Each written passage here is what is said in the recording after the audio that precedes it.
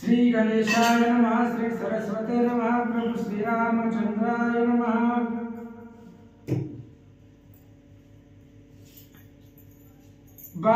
देवी बारे सहज स्थिती बोलता नये अशाश्वती स्वप्न प्रवाही इंद्र पदासी भोगिता खरे न मानावे तन्याय आभास पर सकळ मिळवी तसे चराचरा त्यातून कोणी एक रणशूर शाश्वत पदा मिळवी तसे तशा प्रकारे अशाश्वत आहे, आभासपर आहे, भासणार आहे सगळं आणि दिसते ना असे ऐसे घटिका परब्रह्मेगा घड्याळाचं काठव जसं फिरत्यात तसं दिसणार नाश पावणार आहे। पास पावते का नाही? आपलं गाव जागच्या जागेवर राहते, आपण जाताव का नाही? जाता पण नाही। सगळ्या वस्तू आपण बघताव ती संपणार आहेत एक एक दिवशी। आपण म्हणतो ही स्टीलची भांडी पिंडी नाशाला जाणार आहेत एक ना दिवस सगळं संपणार आहे। आपण तर त्याचा तरी काय उपयोग आहे? असं सगळं अशाश्वत आहे। पण एखादाच कोणतरी असणारा 100 मध्ये एखादा म्हणजे असणारा शूरवीर पराक्रमी म्हणजे असणारा हजारो पटीत नाही एकच असणारा म्हणजे शाश्वत पदाला जातो। अशा प्रकारचा एखादाच हरीशी जाणून हरीशी जसं तुकाराम महाराज आहेत माऊली आहेत असे थोर थोर संत होऊन भगवंताला जाणून भगवंत झाले म्हणतात। शुक दत्तात्रय कपिल मुनी व्यास वशिष्ठांची मांडणे प्रल्हादादिक भागवत धर्मी ऐसे कोणी कोण पोटावर बसले किती वडवत असणार शुक दत्त कपिल मुनी व्यास महाराज असतील म्हणजे असणारे वशिष्ठ महाराज व्यास महाराज आहेत म्हणजे प्रल्हाद असणारे भक्त आहेत एवढेच निवडून गेलेले आहेत म्हणले नाही तरी होता ती थोडी सकळ बांधली प्रपंच बेडी परियमरायाच्या रक्षकवाडी हे कसरा नाही तरी नाही होते ती थोडी होते ती काय म्हणते मस्त येणं ती कोटीवर झाली आहे का नाही तर सगळे प्रपंच रूपी बेडीतच बांधलेली ती पाचांच्या विस्तारातच काम करत मग सदम अहंकार असेल शब्दस्पर्श रूप रसगंध असेल या प्रपंचाची बीडी सर्वांना बांधलेले म्हणजे असणार आहे। मग सगळीच्या सगळी म्हणजे असणार आहे यमाचे दूत मारिती थोडी ती निष्ठुर त्यांना काय किवदय नाही सगळ्यांना मारितच घेते पुन्हा म्हणजे वाचा म्हणून बारे सांगते तुझा शाश्वत नव्हे काळ समजता कोणे घडी घडेल केवता कलकळा कळेना बाबा तुला मी पुन्हा पुन्हा पुन्हा समजावून सांगते माझी अक्कल विचारा ना पुढं कशा पुढं काळा पुढं काळ लय बिंद असणार खतरनाक काळ आहे म्हणजे असणार हा काळ म्हणजे असणारा शाश्वतच नाही म्हणजे कोण घडी येईल कशा सांगता येत नाही कोण आहे का नाही कधी कुठली वेळ कशी सांगता येते का माणसावर सांगताच येत नाही का कोणाला सांगता आली माझं वेळेस पुन्हा एवढं होणार आहे आहेत चालू संत काही त्यांना कळतं ह्या वेळेत ती होणार त्यावेळेत ती होणार ती थांबणार लक्षात ठेवायचं झालं ती चांगलं झालं एखाद्या वेळेस आपल्या एखाद्या कामाला पुढे जायला उशीर थोडा बरं झालं म्हणायचं का तर तेवढ्या वेळेत काहीतरी होणार होतं आपलं पुण्य होतं नामस्मरण चिंतन भजन भगवंताचं केलेलं म्हणून ती वेळ आपली देवाने टाळून दिली उशीर झाला तर बरं झालं म्हणायचं लवकर गेलं असतं काय झालं असतं म्हणून ते असणार थांबायचं आपलं मस्त मनाचा वेळ चांगला गेला म्हणून समजून टाकायचा का तर असणार काहीतरी होणार होतं ते आपलं पुण्याच्या जोरावर भगवंताने आपली थांबवली वेळ टाळून गेली का तर वेळेला कधी कुणाचं काय घडेल सांगताच येत नाही रे बाबा आईसा बोध माता करिता लुमावंती तयाची कांता गुप्त वेशे श्रवण करिता हाय हाय म्हणत आणि अशा प्रकारचं असणार माय लेकरांचं बोलणं चालवतं चांगलं चालवतं का वाईट चालवतं काय माहिती बाबा चांगलं चालवतं ना चांगलं चालवतं सगळ्याला कळतंय माय लेकरांचं बोलणं चांगलं व्यवस्थित चालवतं तेवढ्यात पलीकडच्या घरातनं लुमावंतीनं ऐकलं ही खिडकीच होती ना असा दरवाजा होता पलीकडे होती या महिलेकरांचं असं दोघांचं बोलणं चाललं होतं लुमावंतीनं तिकडून बाहेर ऐकलं घ्यायला किती कपाळावर हाणून म्हणे माता नव्हे पापिनी पुत्रासी योजिती पुत्र काचणी आईशी राज्य वैभव मांडणी जोग देऊ म्हणतसे बोलले ती काय आहे का म्हणजे पापिनी म्हण होती आईला म्हणजे असणार एवढा सांगला कसला पुत्र म्हणजे आणि त्या पुत्राला म्हणजे असणार काय करायला लागले एवढं राज्य वैभव असणार सोडून हातात झोळी काठी झोळी घेऊन भिक्षा माग म्हणते काय आई आहे तरी राज्यासी आली विवासी उपाय काय करावा यासी राम सारिका पुत्र वनवासी कैकईने धाडीला काय हिला का आई म्हणावं का राज्याला ही दिवशी आई म्हणजे असणार असली आई असती का म्हणजे हिला असणार आई कसली आई म्हणावं हिला म्हणजे असणार उदाहरण दिलं पण चांगल्याच माणसाचं दिलं किती नाही का नाही साध्या सुध्या माणसाचं दिलं का रामाच्या त्या अयोध्येत मी रामासाठी एक विवशी निर्माण झाली म्हणजे तिचं कैकई नाव होतं म्हणजे आणि त्या कैकेयीनं रामाला 14 वर्षात वनवासाला धाडलं. बघा कशा विचार करतात बाहेर. आणि लक्षात ठेवा, आता आपल्या बाजूने विचार करून सांगू का तुम्हाला, कैकेयीनं जर रामाला वनवासात जर पाठवलं नसतं, राम जर घरात बसला असता, वनवास घडला असता, ती रामायण घडलं असतं का? घडलंच नसतं. म्हणून आई असावी तर कैकेयी सारखी. तिला कुठं कळतंय लोमावंतीला? तरी राजासी स्वभ्राताराचा घेतला प्राणात, चतुर्थ पुत्र लाविले रानात, तन्मय आम्हा कारणे देवक शोभला वाटत असे. स्वतःच्या भरतराचा प्राण घेतला. म्हणजे दशरथ राजा राम राम वनवासाला गेले की राम राम राम म्हणून संपले. 4 पोरं 4 वाटली लावली. कैकेयी म्हणते ती काय म्हणते, पण कैकेयीमुळे रामाची कीर्ती फडकली का नाही? स्वर्गमूर्ती पाताळात झेंडा रामाचा फडकला कैकेयीमुळेच. कैकेयीनं म्हणलीच होती, आख्या तिनं ढोळ सांगताना सांगितलं होतं, आख्या गावाने माझं तोंड नाही बघितलं तर चलत, काल तोंडी मला म्हणू दे, मी दिसते तर सगळ्या गावाने माझ्या तोंडावर नाव थुकू दे म्हणले, पण माझ्या रामाला वनवासच पाहिजे. गावात त्यांनी किती बी नाव ठेवली, नव माझं नाव पुढे जगाने नाही चालू दे, काही नाव नाही लेकराचं कुणाचं ठेवू दे, पण माझ्या रामाला वनवासच झाला पाहिजे. पण वनवासात गेल्यावरच कीर्ती झाली. तशा मध्ये असणार ही म्हणजे लोमावंती म्हणजे 4 पोरं 4 वाटेने लावलं, भाग मालकाचा बी प्राण घेतला. आणि तशाच प्रकारे या आमच्यासाठी करायला लागली तर आम्हाला म्हणजे आमच्यावर देव रागावला असं वाटतंय. दुष्ट स्वप्न दृष्टी येतात, तर्की मानिती विनाश चित्ता, मनता प्रवेशली दुःख व्यथा, तरी देव शोभतात. का देव शोभतात आपल्यावर रागवतात? देव होती पाठोमारा नसती विघ्न येते घरा, देव शोभला म्हणायचं. समजा काय वाईट स्वप्न पडलं आणि तर त्याला तर्क काढणारा सांगितलं, म्हणून नको तर्किकाचा संघ बर का, तर्किकाचा संघ करायचा नाही. काय तर्क काढणं डोक्याने सांगता येत नाही. येड्याच्या इस्पितळात गेलं, मला येड्याच्या इस्पितळात गेलं आणि गेल्याबरोबर असणार एक येड होतं. सगळ्याला आता काय काम केलं होतं, खुरपायचं काम लावलेलं होतं. मग ती सहज न्यायाधीश बघायला गेलं, चक्कर टाकायला गेलं आणि चक्कर टाकता टाकता एक येड खुरपा हातात घेऊन त्याच्याकडे बघायला लागलं. ती साकडं त्याला आता काय करा नाही म्हणला, येड बिघडलं तर लागतंय आपल्या भालं म्हणला. खुरपा हातात घेतलं, ती म्हणून आता मारतय, पळा रे पळा. ती न्यायाधीश पुढं ती पळालं आणि ही येड बी त्याच्या मागं पळालं, खुरपा हातात घेऊन येडाच पळालं. ती पळून पळून दमलं वकील, दमलं किती मागून गेलं, शिवलं का नाही म्हणला महाराज. खेळी तर्क काय काढला, जीव मारतय आणि ती काय येड म्हणला, मी ह्याला शिवलं पळालं म्हणून. असं म्हणून तर्किकाचा संघ नको. पण एखादा असणार वाईट स्वप्न पडलं आणि तर्काला विचारलं, तर्क करणारा काय सांगायचं, महाराज लई वाईट स्वप्न पडलं बघा, काय सांगायचं? तू काय म्हणतो तर्क करणार, अहो तुमच्या इथं उद्यापासून लय दुःख होणार, तुम्हाला लय दुःखाचा जरा बघावा लागणार. असं जर म्हणलं कोण तर समजायचं देव शोभला. म्हणून एकच काम करायचं, कसलं का स्वप्न पडाना, काय का पडाना, नीट हनुमंत राहायचं, विषय बसलेलेच आहेत. कशाला असतात विषय? गावात कोणी पण गेलं तर त्याचं दुःख सुख बघण्यासाठीच आहे. आता का विषयीच्या पलीकडे गेलं त्याचं काय बसणार हे नाही, पण हनुमंतराय विषय तेवढ्यासाठीच आहे. वाईट स्वप्न सांगा, हनुमंतरायला सांगा निवारण करतात. चांगलं स्वप्न सांगा, हनुमंतराय निवारण करतात. वाचा. दास दासी आपुले हाती, आज्ञे माझी सकळ वर्तती, ते आज्ञा करुणी उत्तर देती, तरी देव शोभला. आपल्यावर देव शोभला समजायचं.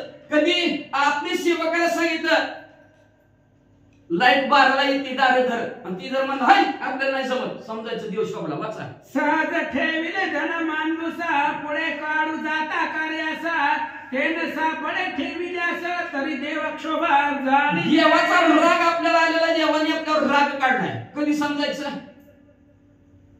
कपाटाची चावी कापड ठेवली आणि सापडा ना गेली, समजायचं देव शोभला. तिथून देवाचं नामस्मरण करायला सुरुवात करायची. वाचा. सभे स्थानी सत्यार्थ गोष्टी, करिता अमृत वाटे चावटी, लोक बैसती चेष्टे पाटी, तरी देव शोभा. सभेमध्ये बसल्यावर आपण चांगल्या गोष्टी सांगतात लोकांना, जर पुढच्याला जर वाईट वाटलं असेल, आपल्या गोष्टी बरोबर बोलत नाही, लोक जर चेष्टा करत असतील तर समजायचं देवाला आपला राग आलाय. आपुले धन लोकांवरी साचे, ते मागू जाता स्वय वाचे, ते म्हणती काय घे तरी तुझ्या बापाचे, तरी देव शोभा. एखाद्याला आपण मदत केली, पैसे उसनं दिले ना, आपण जर मागायला घेतलं, तुझ्या बापाने दिले काय, असा जर पुढचा म्हणला तर देव आपल्यावर रागवला समजा. आपुली विद्या तीव्र शस्त्र शत्रू काननी विनाश पात्र ती कार्यार्थ न मिळवे स्वतंत्र तरी देव क्षोभात जाणावा. आपल्या असणारे विद्या शस्त्र तरबीज तलवार अतिशय धारदार आहे पण शत्रूला मारताना तलवार चढलीच नाही समजायचं देव रागावला.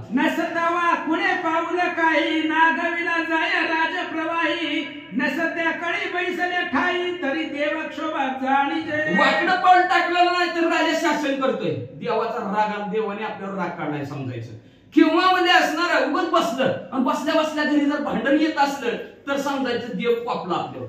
आपुला शत्रू प्रतापा पुढे मिरवी जैसा ती बापुढे त्या शरणारी गता पुढे चाडे तरी देव क्षोभा जाणीजे. एखादा आपल्या पर्वता पुढे असणारा शूरवीर प्रकरण आहे पण आपण जर त्याला शरण जायची जर वेळ आली तर समजायचं देव पापला. लोक उपकार केला विशेष त्याची लोक मानिती आपुला त्रासा पाहू नका म्हणती मुकास तरी देव क्षोभा. लोकांवर आपण विशेष असा उपकार केला तरी लोकांना काय वाटतं त्याचं काय नाही काय लोक म्हणते त्याचं तोंड सुद्धा बघू नये असला माणूस आहे तर समजायचं देव पापला.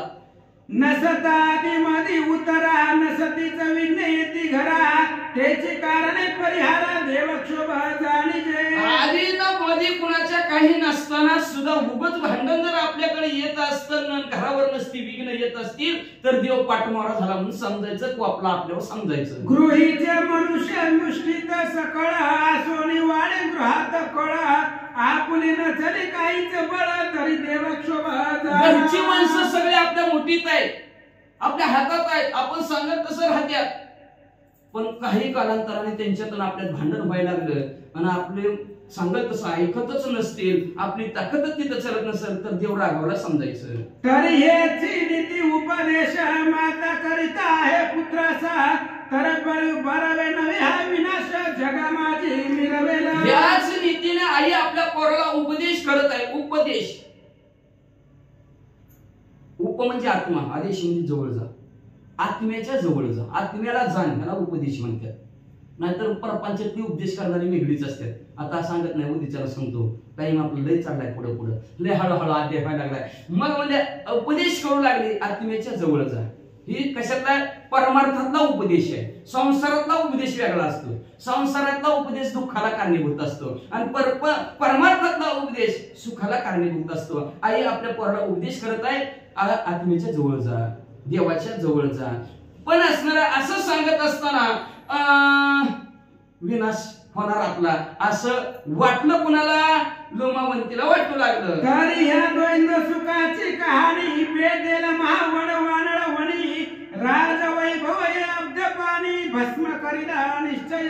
तरी मग हे असणारं जे काय आता चाललेलं ते कारस्थान आहे ह्या कारस्थानामुळे काय होईल म्हणजे वाढवा नळ पाण्यावर अग्नी जसा लागावा तसा अग्नी ह्यांच्या घरात लागल म्हणजे असणार आणि ह्या अग्नीने म्हणजे असणारा राज्य वैभव रूपी समुद्र वर पळून निघल संपून जाईल निश्चयाने भस्म होईल असं म्हणतात. तरी आईचा विचार करोनी मानसी लुमावंती प्रवेश स्वसदनासी येरीकडे मैनावतीसी उत्तर देता नरेंद्र.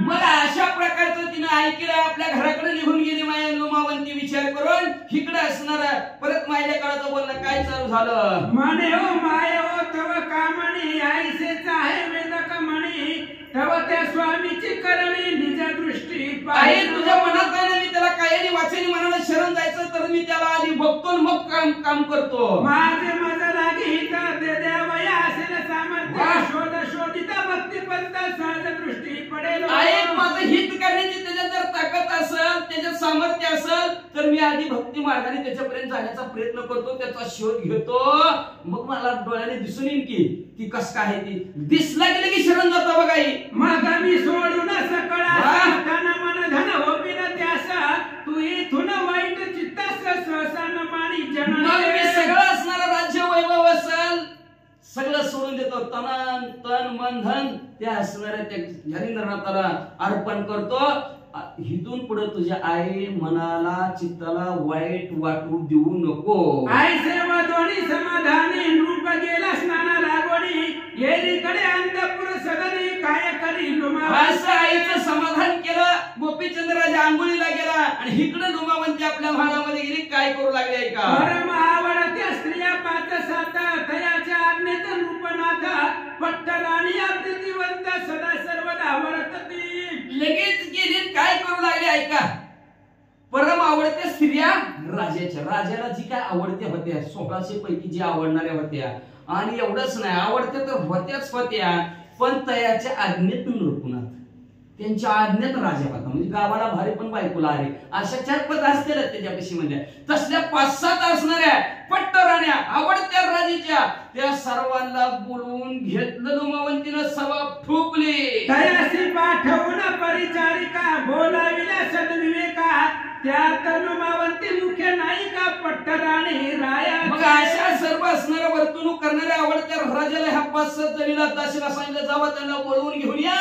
लगेच असणारी दासी गेली त्यांना बोलवून आणलं. सगळ्यात मुख्य असणारी लुमावंती वेगे मांडुनी कनकासन बैसविल्या प्रीती करून तांबूलादी पुढे ठेवून व्रतांत सांगे राया. सगळ्याला तिच्या महालामध्ये बोलवलं लुमावंतीच्या आणि सगळ्याला बसायला सोन्याचं सिंहासन सगळ्या एवढ्यांना.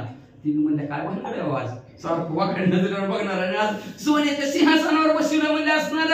मग आवडीनं बसवलं लगेच पानाचं विडं पण खायला दिलं आणि आपली सभा सुरुवात केली बोलायला. तिने काय म्हणते का. बाई ओ बाई विपरीत करणी मैनावती राज जननी विक्षेप पेटला तिचे मणी काय सांगू तुम्हा ते. काय सांगू म्हणजे तुम्हाला ऐका म्हणजे लक्ष देऊन. हो असणार आपला जी काय असणारी मैनावती राजाची आई आहे ना आपली सासूबाई तिच्या असणाऱ्या मनाच्या ठिकाणी विक्षेप आला म्हणजे असणार. काय सांगायचं तुम्हाला बाईंनो ऐका म्हणजे पुढची वरी. कोण गावात आला हेला जालिंदर मैसे म्हणती तयाला त्याचा अनुग्रह देऊनी राजाला जोग देऊ म्हणत असे. कोण गावात आला हेला कशाला म्हणतात माहिती का तुम्हाला. रेडा हलगट ट्रकवाल्याने 50 म्हशी जाऊ दे समोरून जात असते हरणा दाबू दे म्हशी पटा बाजूला सारखा पण हलगट सोडतच नाही ते रस्ता. किती बी हरणा बाजू ट्रकवाल्याने नाही तर किती बी महाराजांना अनुभव असेल ते हलगट बघा. मसर लगेच ऐकतात पण हलगट ऐकत नाही म्हणतात म्हणून तर त्यांनी उपमा दिली हलगटाची. म्हणजे आपल्या गावात जालिंदर रूपी कोणतरी हलगाट आहे म्हणजे रेडा आणि त्याला म्हणजे आपल्या मालकाला शरण जायला सांगते म्हणजे आपली सासू माझ्या कानाने ऐकलं रे ते दानवर द्यायचा दानवर देऊन जोगी बनवायचा म्हणतात. आईसे वैर भोगवी माता सुता निश्चय करुणी केला घटपटीत रायासी बोधिता श्रवणी माता सकळ झाली व बाई. आणि अशा प्रकारचा वैरभाव आई लेकरामध्ये चालू झालाय म्हणले आणि पोराला बी घटपटीत केलं की ग कबूल करायला लावलं पोराला. पोरगवी म्हणते आता जातो शिरण म्हणलोय. अहो तुम्हाला काय सांगायचं कानात डोळ्यात 4 बोटाचं अंतर. स्वतःने खिडकीतनं बघितलंय भिंतीला कान असत्या आणि त्या कानाने मी स्वतः ऐकलं असं सांगू लागली. मग राजवैभव सकळ नासले स्तंभ भंगले सदन पडिले मुळीची आरका लागी गिळले मग अंधकार सर्व. मग ऐका म्हणजे असणार माझ्या कान गेलं म्हणजे राज्यवैभव सगळं नासून गेलं. आपलं घर चांगलं आहे आणि घराला आधार असणारे पिलेरच पडले घर राहणार आहे का म्हणजे असणार. सूर्य संपवाला तर सर्वस्व अंधारच होईल तसं. मग आपण अष्टविशंती सती यासवणी काय करावी मती परचक्र एवढी सकळ संपत्ती विनाशाते पावे. मग म्हणून आपण 1800 असून आपला काय उपयोग आहे म्हणजे असणार. काय आपण आपल्या बुद्धीने विचार करणार आहोत म्हणजे असणार. परशुराला आपल्याला लुटून नेईन बघा लवकर. परी येऊते अर्थार्थी कैसी करावी ती युक्ती सांगावी आधी योजना सबळ मती केली या कारण मोडा. म्हणजे असणारा ही जी काही युक्ती रचलेली आहे ती युक्ती मोडायची आपल्याला माहिती करायचं कारस्थान बिघडून टाकायचे म्हणजे. सांगा तुमचं काय म्हणणं आहे. सांगा तुमचं काय म्हणणं आहे. सांगा तुमचं काय म्हणणं आहे. असं सगळ्यांची मतं घ्यायला सुरुवात लुमावंतीने केली. आगेवानी म्हणून ये लहान क्षणे जाळीला सकळ सदना तरी त्या ते करुणी सिंचन भिजवणी आगाला म्हणजे आग लहान आहे म्हणून तशी ठेवू नये म्हणजे आग आहे ना. चुलीतला कोळसा टाकला बाहेर पूर्वी होत टाकायचं तसंच नाही उकांड पेटायचं. आता भानगड संपली उकांड बी संपला आणि ती चुली बी ती संपायला. पहिले बघा त्याला एवढं धान समजायची, पण आता कुठं व्याग लागेल का नाही, म्हणून आधीच पाणी टाकायचं म्हणजे त्याच्यावर भिजवून टाकायचा. आगीला कधी लहान म्हणून रे बाबा. उषा घातला विखारा मग सुख निद्रा केवी येणारा, विष भेदून गेल्या जठरा जीवित्व काय हवा. उशाला सापच ठेवलाय, सुखाची झोप येईल का म्हणजे ते असणार विष जर प्राशन करून विष टाकून जर गेला अंगात तर जगल काय माणूस. तरी प्रथमाची सारा सारा करुणी मोडवा सकळ प्रकारा, आईसी बुद्धी रचुनी सारा सुख संपत्ती भोग. पहिल्यांदाच म्हणजे चांगला आणि वाईटाचा विचार बरोबर सगळ्यांनी करा म्हणजे असणार मायल्या करायचं कारस्थान मोडून टाकायचं.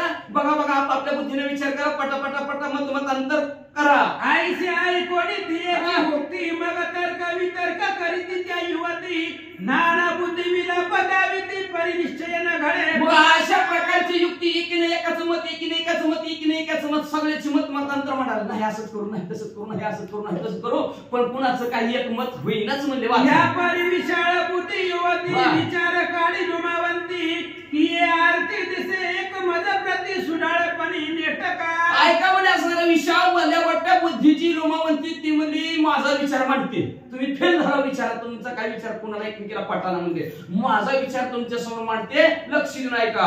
पुण्या गावात जालिंदर जोगी आहे वैराग्य परत, तरी तयाचा अपया करुणी थोर निर्दळावा सर्व. आपल्या गावात जालिंदर जोगी महायोगी आलेले वैराग्यवान आहेत म्हणले, पण त्यांना काय करायचं म्हणलं आपण संपूर्ण टाकायचं म्हणजे. वाचा.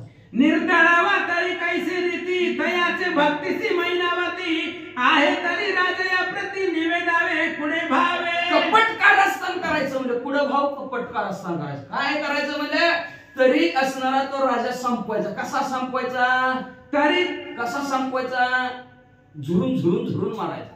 असा गापणीची खडा खायचा त्याच्यात पुरून तसा मारायचा नाही म्हणजे झुरून झुरून मारायचा. कसा मारायचा सांगायचं असणार, ती आपली असणारी मैनावती सासूबाई त्या राजाच्या.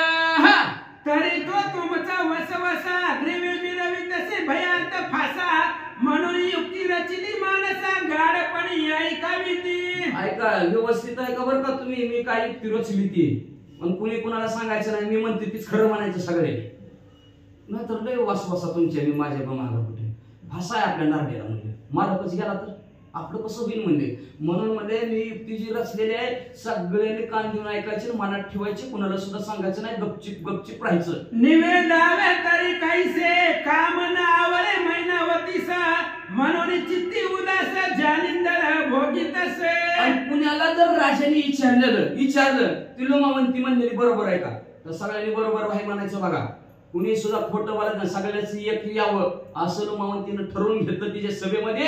आणि ऐका माझी युक्ती सांगायला लागली. म्हणले आपल्या असणारे सासूबाई आणि त्या सासूबाईला काम अनावर झाला, चित्त त्या ठिकाणी उदास झाली, म्हणून म्हणजे ती जालिंदरनाथाला काम इच्छा भोगण्यासाठी जाते असं सांगायचं रे सगळ्यांनी. जालिंदराचा अनुग्रह देऊन जोगी करावा राजिया कारण, मग करुणी पाठवावा तीर्थाटना अथवा तपाचे कारणी. मग असणारा जालिंदरनाथाचा अनुग्रह बाळाला द्यायचा, गोपीचंद राजाला द्यायचा, आणि राजा म्हणजे जोगी बनवून तीर्थयात्रा करण्यासाठी तपाला पाठवून द्यायचा.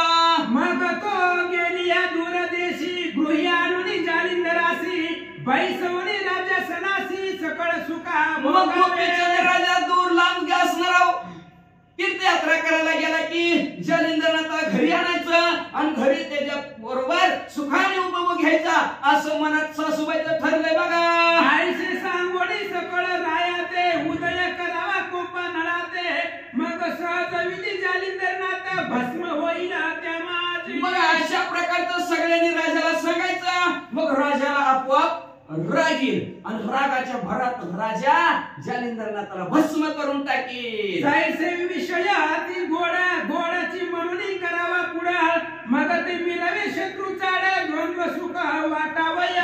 अशा प्रकारचे असणारा विषय अतिशय गोड आहे. पाहिला गेलं तर का कधी गोड आहे विषय तो त्यांचा झाला नारायण झाला तर गोड आहे, नाही तर विषय तो विषयाचा पडी बडू गोड परमार्थ लागे कडू कडू तशी जीवाशी झाला कडू कडू असणाराच गोड लागतं विषय. आणि अशा प्रकारचा असणारा पुढे गोड म्हणून असणारा त्याला काय करायचं, दोन दिवस संपून टाकायचं, शत्रूला असं इकाने न मारता गुळाने मारायचं असं ठरलं. आईसा विचार करून घोमटा जात्या झाल्या त्या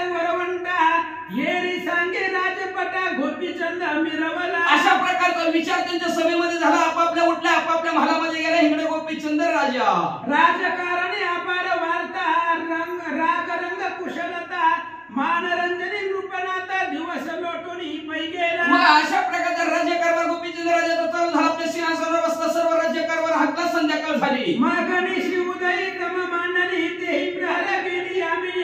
मग पाकशाळेत भोजन करून अंतपुरी मग असणार रात्र झाले असणार. 2 प्रहर झाले. जेवणाच्या खोलीमध्ये गेला. जेवण केलं. मग असणार झोपण्याच्या वेळेस अंतपुरात महिलाच्या महालाकडे निघाला. संचलना परिलुमावंती, तिच्याची गेला सदना प्रती.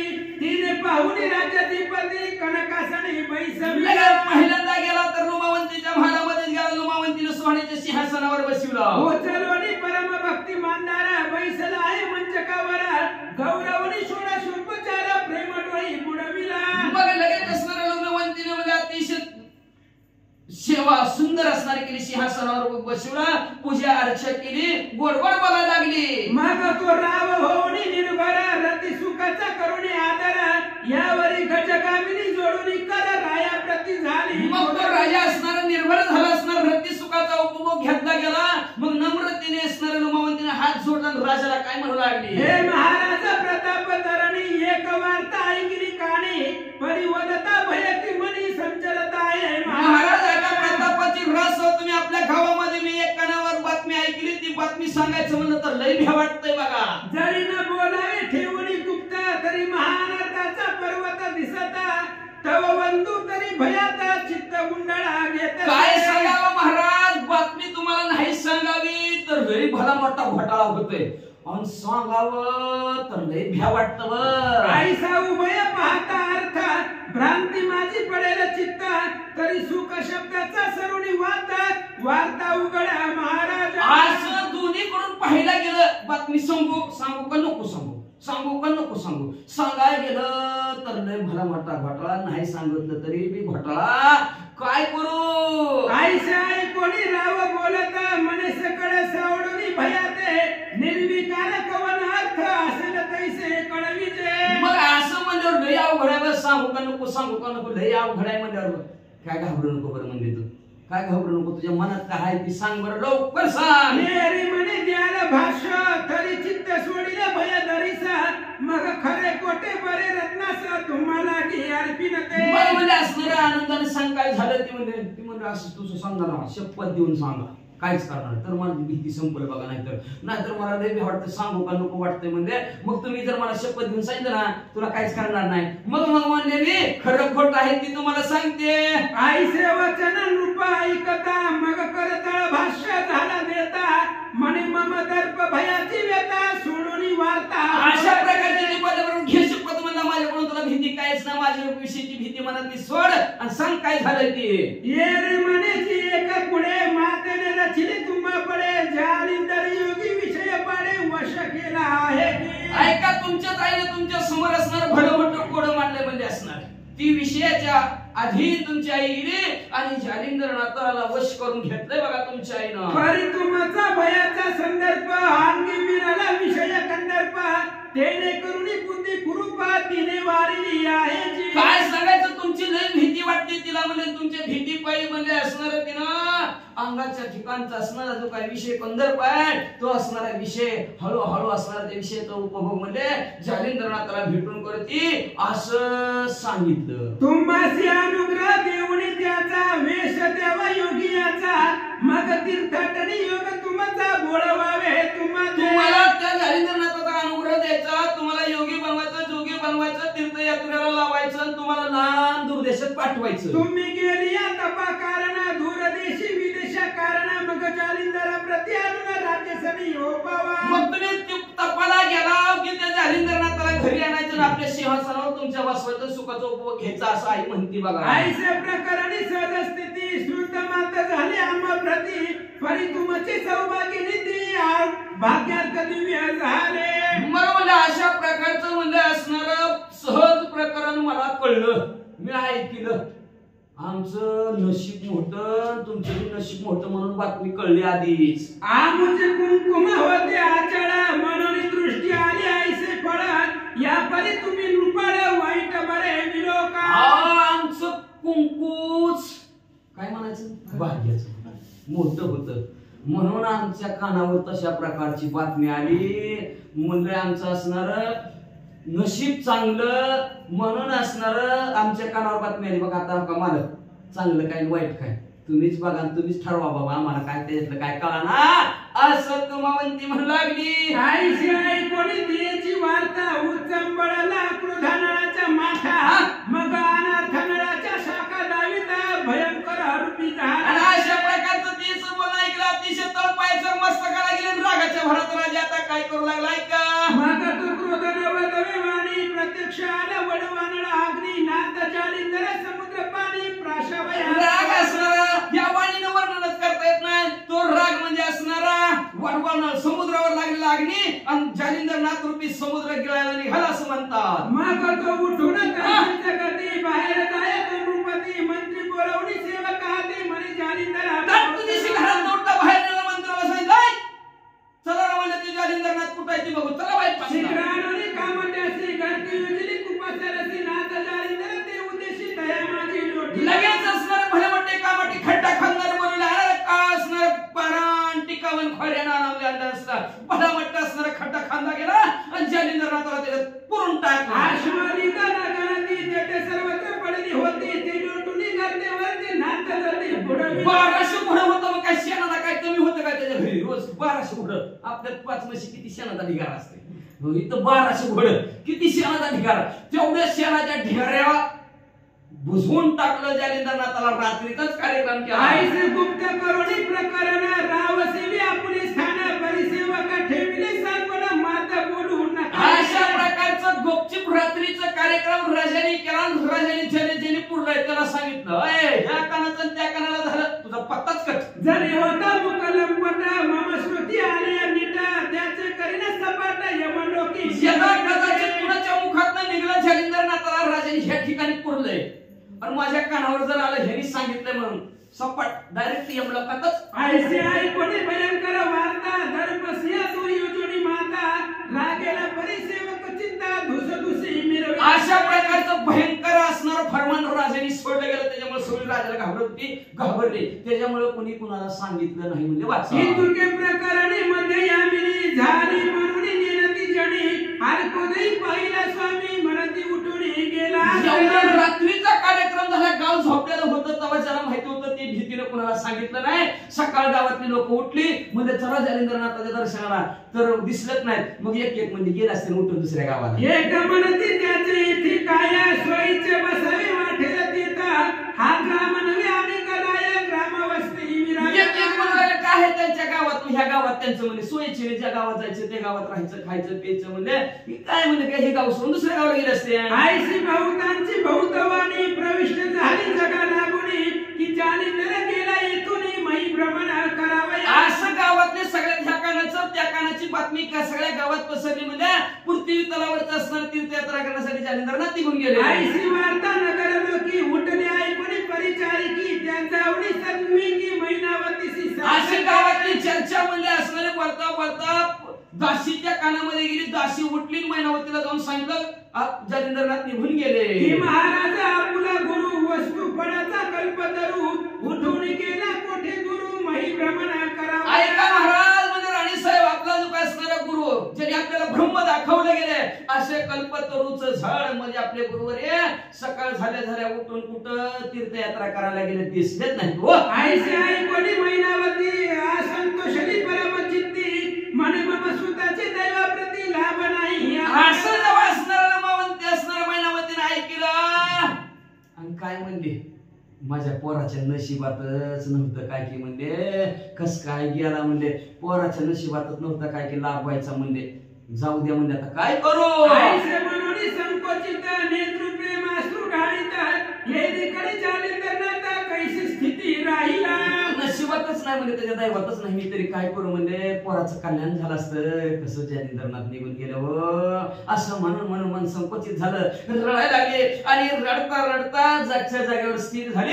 इकडे जालिंदरनाथ भल्याच्या निधीत खड्ड्यात कसं राहिला ऐका तरी अवश्य भविष्य जाणणार आणि महिनावतीचा लोभ अपार आणि शत्रू मित्र पाहणार एक रूपी समत्वे खड्ड्यात का राहिलं सगळा भूत भविष्य वर्तमान काळ तिन्ही काळाचं ज्ञान त्यांना आहे. पण ते खड्ड्यात राहिले का? मैनावतीचा लोभापार. कुणाविषयी? पोराविषयी. लोभ मैनावतीचा त्यांनी पाहिला, भविष्य आणि भूतकाळ पाहिलेला त्यांनी, सर्व ज्ञान असणार. एवढंच नाही, चित्त शुद्ध तरी शत्रू मित्र, व्याघ्रण खाये त्यांचं एवढं चित्त शुद्ध आहे. ती शत्रू कोणाला मारत होते, ती काय शत्रू आहे काय मारत, तिने पुरून टाकलं म्हणून. तो शत्रू बी नाही, तो मित्र नाही. शत्रू मित्र समान मानणारे जालिंदरनाथ म्हणजे असणार, एक रूपाने सगळ्याला समत्व, सगळ्याकडे पाहणारे. म्हणून गपचिप खड्ड्यात बसले. आपल्यासारखा असता तर फोनच करतो, 5-50 पोरं बोलून आणतो. वाचा नादारी परम प्रतापी वासरमणी क्षणे ब्रह्मांड टाकीला जावणी तो भद्रजाचे विप्रास करणे तुष्ट कैसा राहिला नाही. तर म्हणजे करिता दृष्टी वाकडी पाडी ब्रह्मांडाच्या उतरंडी. दृष्टी जर वाकडी केली तर ब्रह्मांड जाळायची ताकद. भस्माची ओटी काढली, मंत्र अग्नीचा मिळाला, म्हणलं भस्माची ओटी टाकली, धडा धडा धडा धडा अग्नी, सगळं जळून खाक करण्याची ताकद त्या जालिंदरनाथाकडे आहे. पण ती जालिंदरनाथ म्हणले मस्त पैकी त्या खड्ड्यात का राहिले आहे का? जो द्वैतातीत मूर्तिमंत दंभ रहित स्वरूपी मिरवता निसंग ममता विरहित कार्य जाणोनी. मी तो पणाच्या पलीकडचं मूर्तिमंत उदाहरण कोण असेल तर जालिंदरनाथ म्हणतात.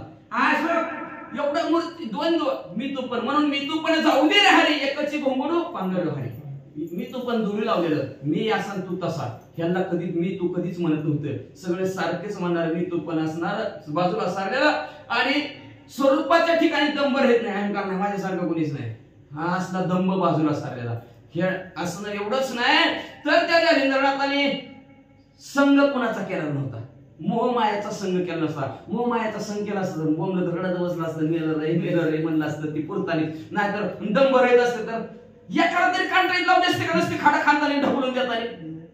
पण दंभ नव्हता, अहंकार नव्हता त्यांच्या जवळ म्हणजे असणारा. स्वस्थ चित्ताच्या ठिकाणी बसलेले का तर मोह माया ममतेचा त्यांनी संघ होते म्हणजे असणारा. आणि पुढचं कार्य त्यांनी जाणलं होतं, पुढं काय होणार आहे ते. आणि ते कार्य जाण्यात का मच्छिंद्रनाथ तिकडे, गोरक्षनाथ थोडकी त्यात, जालिंदरनाथ तिकडे, कानिपनाथ थोडकी त्यात. हे कार्य पुढचं गुरूंची भेट होण्यासाठी, गुरु शिष्यांची भेट होणं हे असणार मुख्य कार्य आहे. ते कार्य आणि नव तिला त्या असणाऱ्या हिची इच्छा मला ती पूर्ण करायची, आपल्या शिष्याची मैनावतीची इच्छा पूर्ण करायची. जसं मला अमर केलं तसं माझ्या पोराला अमर करावं, ही इच्छा पूर्ण करण्यासाठी पुढचं कार्य चालून निवांत बसले. आसो करते माझी यतीनाथ वज्रासनाते घालून खालते आकाशास्त्र पेरुणी भोवते स्वस्थ चित्ती. हा म्हणजे यतीनाथ जालिंदरनाथ भस्माची मुठी काढली आणि त्याच्यावर वज्राचं अस्त्र म्हणले, खाली वज्राचं अस्त्र टाकलं गेलं आणि भस्माची मुठी काढली, त्याच्यावर आकाशाचा मंत्र म्हणले, डोक्यावर आकाश. इथं बसण्यासारखंच वाटायला लागलं त्याला. फक्त उलट बरं झालं, ध्यान करायला मस्त जागा मिळाली गेली. ध्यानात असणारे जालिंदरनाथ तिथं एकटेच बसले. आकाशास्त्र असत भवते लीद मिरवे स्वभवते या परी आकाशास्त्र माथा वज्रास्त्र स्थापिले. आणि आकाशास्त्रामुळे असणारे काय झालं, लीद वरच्या वरीच राहिली. घोड्याचं शेण लीद म्हणतात त्याला. गायीचं शेण असतं, म्हशीचं शेण असतं, घोड्याची लीद असती. मग ती म्हणजे असणार वरच्या वरीच राहिलं. खाली वज्रासन म्हणजे माती भीती काहीच लागणार ना, वज्रासन कडक झालं म्हणजे असणारा. त्याच्यामुळे असणार काही असणारे व्यथा काही जाणवलं नाही. मग ठाईची बसवणी करा येतं, चित्त अनंत हरी आर बाबा. अशा प्रकारचे बोधावर आरूढ झाले, भगवंताचं चिंतन करत तिथंच थांबले. तेने करुणी आदर स्थळी लीद मिरवली आहे श्री येरीकडे अंतपुरी जनवार्ता. अशा प्रकारे आधरच वरच्या वरीच असणारी घोड्याची रीत राहिली. आकाश मंत्राचे जरा आकाश स्थापन केलं, डोक्यावर आकाश राहिलं, खाली वज्रासन राहिलं गेलं. शांत जालिंदरनाथ बसलेले. इकडं गावात बातमी पसरली. काय पसरली महाराज? जालिंदर गेला निघून मग सकळ स्त्रियांचे झाले समाधान. बरे झाली मनती निधान एवढी पहुडली आशे जशी. मग हे गावात बातमी पसरली म्हणजे जालिंदरनाथ निघून गेले, जालिंदरनाथ निघून गेले. मग सगळ्या स्त्रियांना बरं वाटलं, समाधान होतं. माहित नव्हतं ना कुणाला, माहित नव्हतं कुणाला. लोमावंतीला एकटीलाच माहित होतं, बाकीच्याला माहित नव्हतं. ती म्हणजे खरं असं जाऊ द्या, बरं झालं म्हणजे. शांत आता 10 वाजून गेल्या म्हणजे बरं झालं बाबा, ह्यांचं संपलात ना.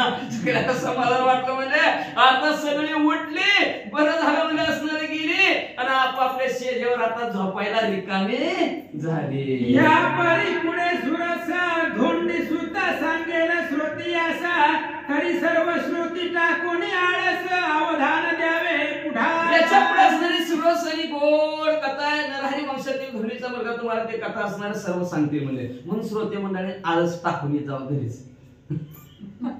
तिथं सांगतात बघा, आपल्या पैसे सांगत नाही, तिथं सांगत नाही. आळस घरी टाकून असणारे कथेला येत जावं म्हणजे असणारे गोड कथा असणार. आता उद्याच्या त्या ठिकाणी काही ना येतील निधनात कसं बाहेर काढतील किंवा गोरक्षणात काही ना त्यांची भेट आहे. सुंदर गोड कथा पुढच्या त्याच्या ठिकाणी एका म्हणतात मालू धुंडी नरहरी वंशी कथा वदेल नवरसी परिवार वार श्रुतियासी कृपा वदान मागतसे.